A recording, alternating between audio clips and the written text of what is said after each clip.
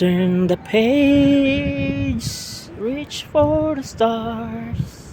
That is the Sagka theme. So maupay nga kulop hayo kananan, good afternoon. It's been quite long since the last time that I came here. So nandito ako sa beach area dito sa aming barangay Lalawigan, Borongan, Eastern Samar. So you heard it right. Yung pangalan ng barangay namin is Lalawigan. Quite unique because if translated to English, actually Lalawigan means province. Pero yan yung pangalan ng aming barangay.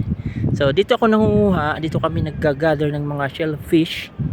Dito kami nagko-coastal foraging, syempre for food sa area na to, kasi nawawala yung tubig dito when it is full moon.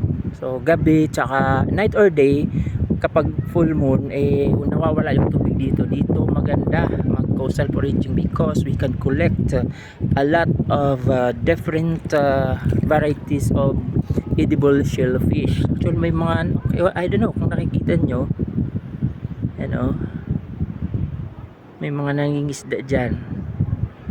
Ayan, yung nakikita na nyo na islet na yan, islet na white sand na with vegetation, we call it Dako Islet. But actually in front or before Dako Islet, there is another islet na walang vegetation, we call it Guti. So wala talagang tumutubo dyan na kahit pero yung may vegetation na yan yung Dako Islet. And at the back of Dako Islet, there is another smaller islet, siguro mga 3 or 4 islets more before doon sa Divinubo Island. So Divinubo Island, that is an inhabited island, that is a big barangay kasi there is more than 100 or 200 houses dyan, or madami yung nakatira dyan. So we have another island there, we call it Ando Island.